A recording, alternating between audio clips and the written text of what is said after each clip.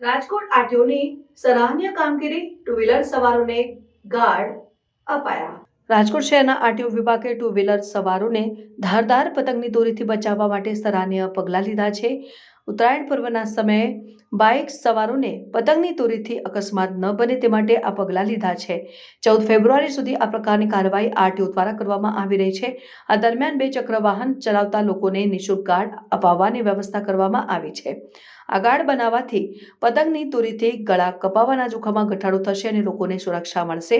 RTO વિભાગના એક અધિકારીએ જણાવ્યું કે ઉત્તરાયણ પર્વ દરમિયાન આવા સુરક્ષા ઉપાયો જરૂરી છે। લોકોના જીવને જોખમ ન થાય તે માટે વિવિધ પ્રકારના પ્રયત્નો હાથ ધરવામાં આવી રહ્યા છે।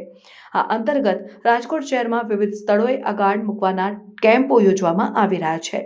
આ પ્રવૃત્તિથી લોકોમાં જાગૃતિ અને સલામતીની લાગણી ફેલાઈ રહી છે।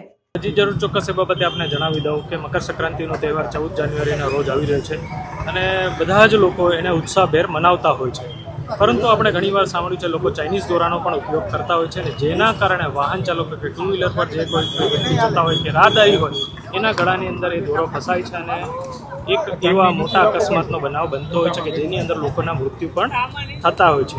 હવે આવા પ્રકારના બનાવ ન બને તે માટે આપણે એક આવી પહેલ કરી છે કે જે ટુ વ્હીલર તમારું હોય એની આગળ એક તારનો સળિયો બાંધી અને આપણે આવા અકસ્માતથી બચી શકીએ। જાહેર જનતાને પણ મારી અપીલ છે કે તમે આવા અકસ્માતથી બચવા માટે આવા કે બીજી કોઈ પણ વસ્તુ જેવી કે ગળામાં દુપટ્ટો છે કે રૂમાલ છે એ બાંધીને પણ તમે પોતાનો એક બચાવ કરી શકો છો।